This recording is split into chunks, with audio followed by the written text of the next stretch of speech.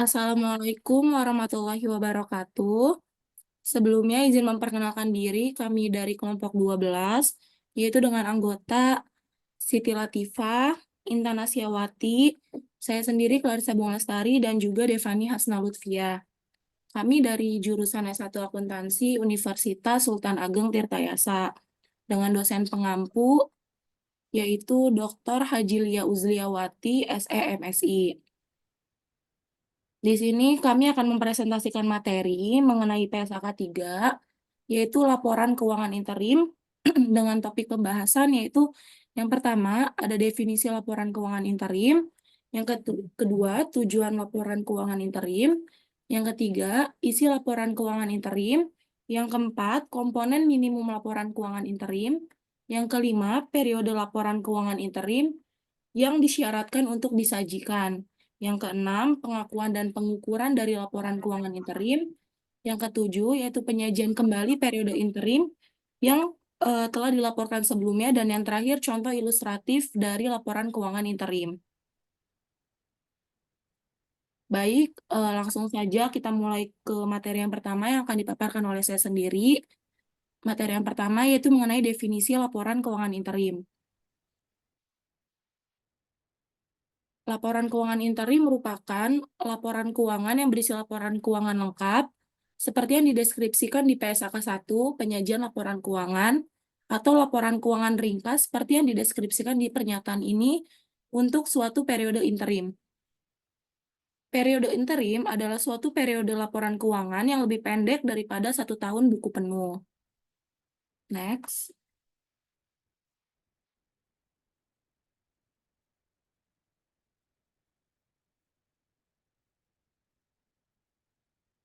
Yang kedua, yaitu ada tujuan dari laporan keuangan interim. Tujuan pernyataan ini adalah menentukan isi minimum laporan keuangan interim, serta prinsip pengakuan dan pengukuran dalam laporan keuangan lengkap atau ringkas untuk periode interim. Laporan keuangan interim yang tepat waktu dan andal meningkatkan kemampuan investor, kreditor, dan pihak lain untuk memahami kapasitas entitas, menghasilkan laba dan arus kas, serta keadaan dan likuiditas keuangannya. Selanjutnya yaitu ada isi laporan keuangan. Isi laporan keuangannya itu ada 6. Yang pertama yaitu laporan posisi keuangan pada akhir periode. Yang kedua, laporan laba rugi komprehensif selama periode. Yang ketiga, laporan perubahan ekuitas selama periode. Yang keempat, laporan arus kas selama periode. Yang kelima, catatan atas laporan keuangan. Dan yang terakhir, laporan posisi keuangan pada awal periode.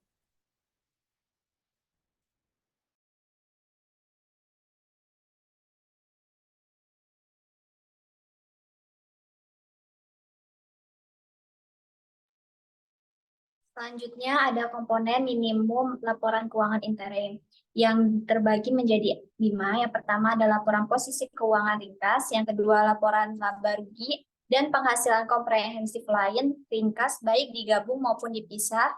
Yang ketiga laporan perubahan ekuitas ringkas, yang keempat laporan arus kas ringkas, dan yang terakhir ada catatan penjelasan tertentu. Next. Selanjutnya ada periode laporan keuangan interim yang disyaratkan untuk disajikan. Yang pertama itu ada laporan posisi keuangan per akhir periode interim berjalan dan laporan posisi keuangan komparatif per akhir tahun buku terdekat sebelumnya.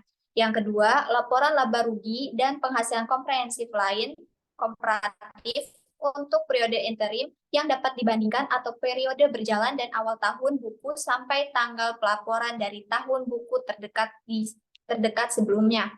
Dan yang ketiga adalah laporan perubahan ekuitas secara kumulatif untuk tahun buku berjalan sampai dengan tanggal interim dengan laporan perubahan ekuitas komparatif untuk periode awal tahun buku sampai tanggal pelaporan interim dari tahun buku terdekat sebelumnya.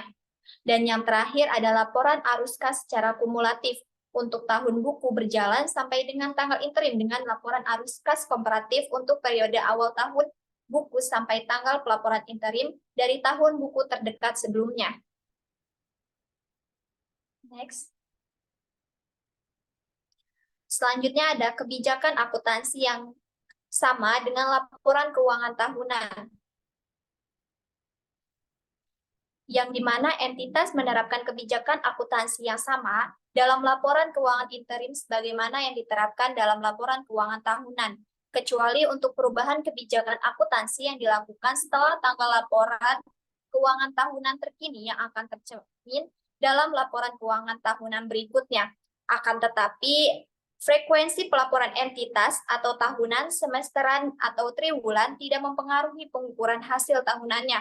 Untuk mencapai tujuan tersebut, pengukuran untuk tujuan pelaporan interim dibuat atas dasar awal tahun buku sampai tanggal pelaporan. Next.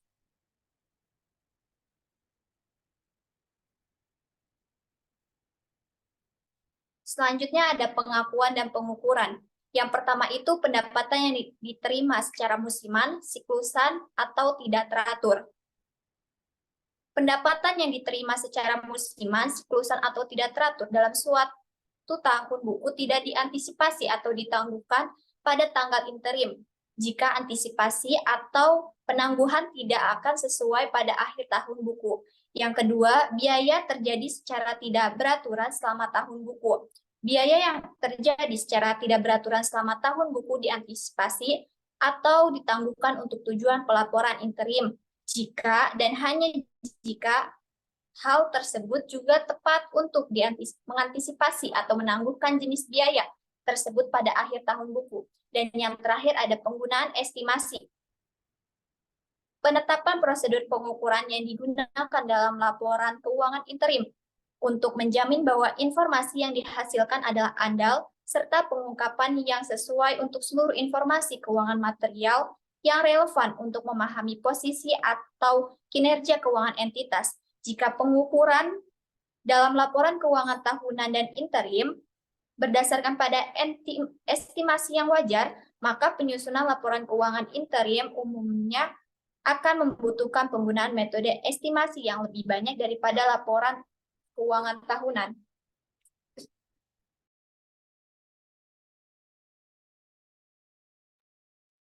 Baik, selanjutnya ada penyajian kembali periode interim yang telah dilaporkan sebelumnya. Yang pertama ini ada menyajikan kembali laporan keuangan interim periode-periode sebelumnya dalam tahun buku berjalan dan periode interim komparatif dalam setiap tahun buku sebelumnya yang akan disajikan kembali dalam laporan keuangan tahunan sesuai dengan PSAK 25, yaitu tentang kebijakan akuntansi, perubahan estimasi akuntansi, dan juga kesalahan.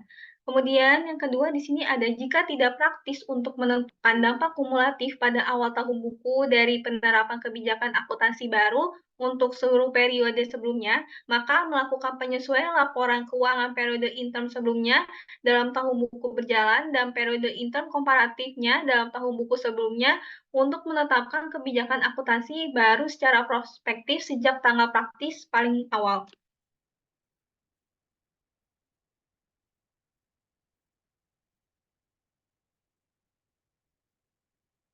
Kemudian di sini ada contoh laporan posisi keuangan interim, yang dimana contoh ini disajikan dari data yang berasal dari subsektor industri perokok pada tahun 2020. Di sini ada laporan posisi keuangan ringkas, yang dimana berdasarkan laporan keuangan interim subsektor rokok yang terdaftar di Bursa Efek Indonesia tahun 2020, yang disusun berdasarkan PSAK 3 ini, laporan posisi keuangan konsolidasian triwulan 3 per tanggal neraca 30 September 2021 dengan informasi komparatif per tahun neraca terakhir 31 Desember 2020 adalah sebagai berikut. Di sini ada kode perusahaan HMS dengan jumlah akun 42 dan 34 penyajian dengan persentase 80%. Kemudian di sini ada perusahaan GGRM dengan jumlah akun 28, ada terdiri dari 27 penyajian dan 96% untuk persentasenya. Kemudian ada ITIC dengan jumlah akun 21 dan 21 penyajian dengan persentase 100%. Kemudian ada WIIM, di mana jumlah akunnya terdiri dari 35, penyajiannya 30, dan presentasinya adalah 86%. Kemudian ada RMBA dengan jumlah akun 38, penyajian 28, dan presentase 75%. Berdasarkan laporan keuangan intern yang disusun sesuai PSAK 3, laporan keuangan konsolidasian triwulan per 3 tanggal neraca 30 September 2020 dengan informasi komparatif per tahun neraca terakhir 31 Desember 2020 menunjukkan bahwa PT Gudang Garam Tbk pada triwulan 3 menyajikan kelengkapan laporan intern tertinggi sebesar 100% dengan jumlah penyajian 21 akun dari total 42 akun laporan keuangan tahunan. Sedangkan yang terendah adalah PT Bentol International Investama Tbk dengan presentase sebesar 75% yang jumlah penyajiannya adalah sebesar 28 akun dari total 38 akun laporan posisi keuangan tahunan.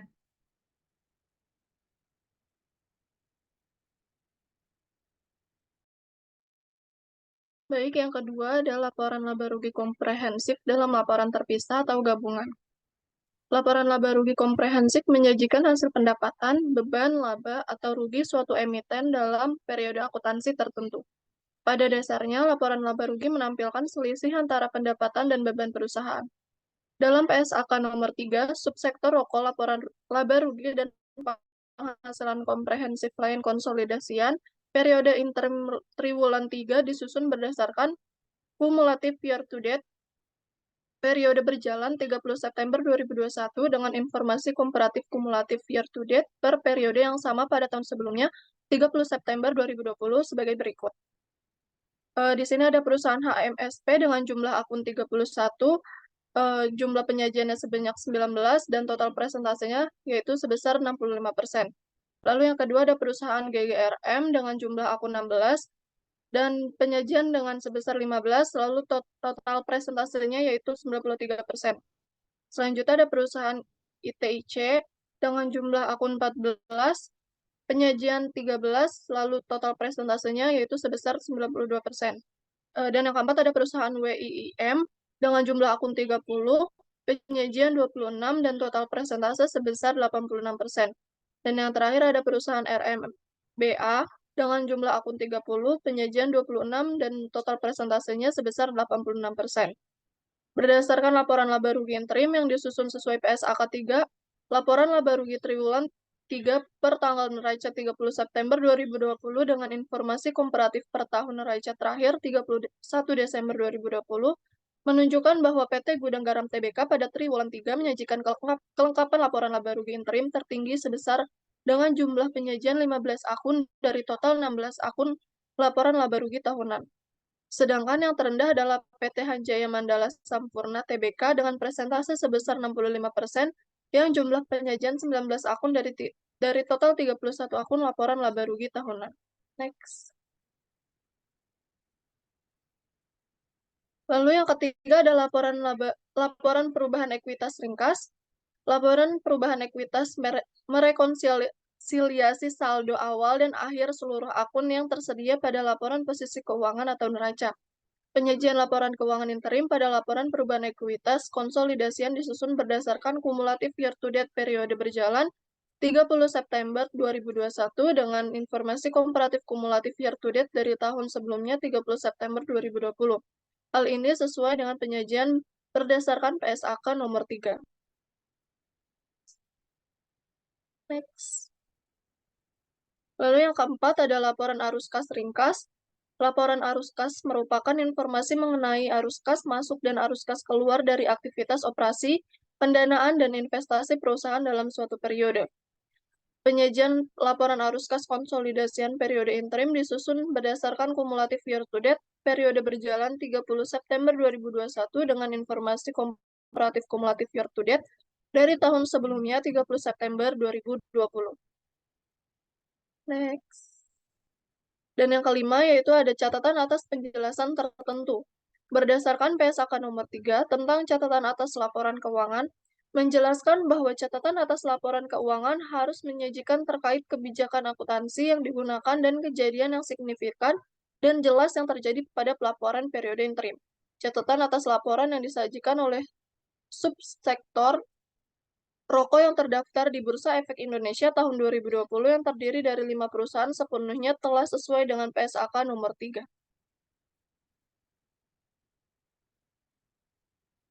Sekian materi yang dapat kami paparkan, saya kembalikan kepada moderator. Baik, terima kasih atas pemaparannya teman-teman. Cukup sekian pemaparan materi dari kami. Kurang lebihnya mohon maaf. Wassalamualaikum warahmatullahi wabarakatuh.